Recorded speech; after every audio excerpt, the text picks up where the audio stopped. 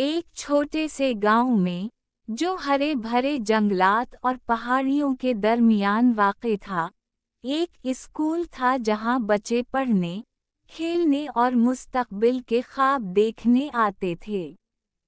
इन्हीं बच्चों में एक लड़का, अरमगान, भी था, जिसकी चमकती आंखें कभी तजस्सुस और खुशी से भरी रहती थीं।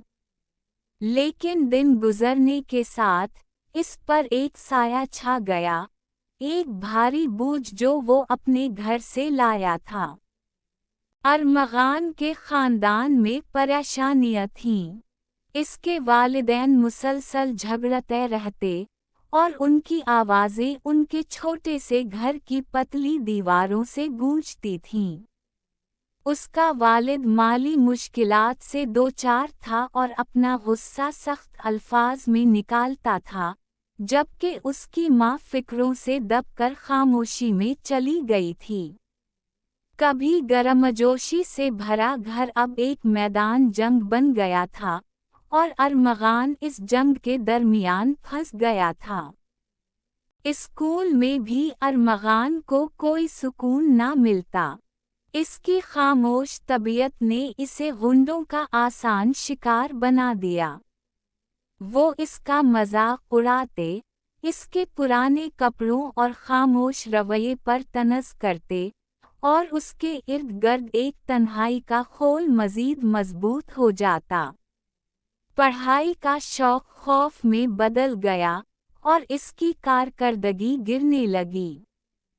एक दिन, जब अरमगान वक्फे के दौरान अकेला बैठा ज़मीन को घूर रहा था, इसकी उस्ताद, मस कायनात, ने उसे देखा। मस कायनात एक मेहरबान और समझदार खातून थी जो तालीम की ताकत पर यकीन रखती थीं। वो अरमगान के पास आईं और नरम लेकिन पुरइत्मीनान लहजे में बोलीं, अरमगान, क्या तुम बात करना चाहोगे? इन्होंने इसके साथ बैठते हुए पूछा। अरमगान ने हिचकिचाते हुए उनकी तरफ देखा, लेकिन मस कायनात की हमदर्दी भरी नज़र ने उसे महसूस कराया। आहिस्ता आहिस्ता उसने अपनी कहानी सुनानी शुरू की, अपने खौफ, अपनी मायूसियों, और इस बोझ के बारे में जो वो अकेले उठा रहा था। मस कायनात ने इसे गौर से सुना, उनका दिल इस बच्चे के लिए दिल से भर गया। इस दिन के बाद, मस कायनात ने अरमगान की मदद करने का अहद किया। इन्होंने स्कूल के बाद उसके साथ वक्त गुजारना शुरू किया, इसकी पढ़ाई में मदद की और उसके जज्बात पर बात की। इन्होंने उसे अपने जज्बात को तख्लीकी तहरीर में मुंतकिल करने की तरगीब दी, और उसमें छपी हुई सलाहियत को दरियाफ्त किया।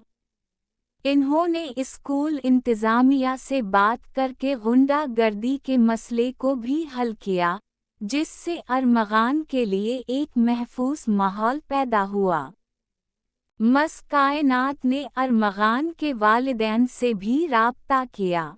इन्होंने इन पर नरमी से ये वाज़ेह किया कि उनके झगड़ों का असर इनके बेटे पर हो रहा है और इन्हें फैमिली कौंसलनत का मशवरा दिया। अगरचे ये सफ़र आसान नहीं था, लेकिन उनकी कोशिशें रंग लाएं। घर का माहौल पुरसुकून हवा, और अरमगान की जिंदगी में उम्मीद की एक किरण नजर आई। वक्त के साथ, अरमगान ने अपनी जिंदगी बदल दी।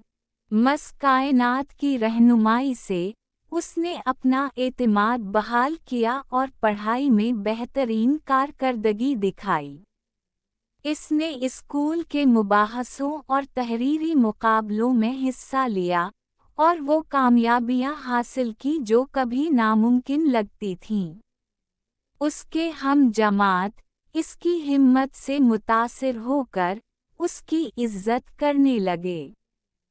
साल गुजर गए, और अरमगान ने इजाज़ात के साथ ग्रेजुएशन मुकम्मल की। वो एक मुअज़्ज़ज़ यूनिवर्सिटी गया, जहां उसने अदब और नफ्सियात में तालीम हासिल की। इसका सफ़र गैर मामूली था, क्योंकि वो अपने साथ वो सबक और हौसला लेकर चला जो मस कायनात ने उसे दिया था। एक दिन, जब वो अपनी किताब, एक उस्ताद का किरदार एक तालिब इल्म की ज़िंदगी में, के अजरा के मौका पर सामीन से खिताब कर रहा था, इसकी आवाज़ जज्बात से लरज़ रही थी। ये किताब, जो मस कायनात के नाम वक्फ थी, इसके सफ़र की दास्तान थी, मायूसी से कामयाबी तक, और उसमें उस्ताद के अहम किरदार का बयान। इन्होंने मुझे सिर्फ किताबों के इसबाक नहीं सिखाए, अरमगान ने कहा, सामीन की तरफ देखते हुए। इन्होंने मुझे खुद पर यकीन करना, मुश्किलात का सामना करना, और अंधेरे में भी उम्मीद ढूंढना सिखाया। वो सिर्फ मेरी उस्ताद नहीं थीं, वो मेरी रहनुमा थीं। मस कायनात, जो पहली कतार में बैठी थीं, फ़ख्र और खुशी के आंसू पूंछ रही थीं। इन्होंने हमेशा अपने तलबा की सलाहियतों पर यकीन रखा था, लेकिन अरमगान को कामयाब और दूसरों के लिए एक मिसाल बनते देखना उनका सबसे बड़ा इनाम था। अरमगान की किताब बेस्ट सेलर बन गई और दुनिया भर में दिलों को छू लिया।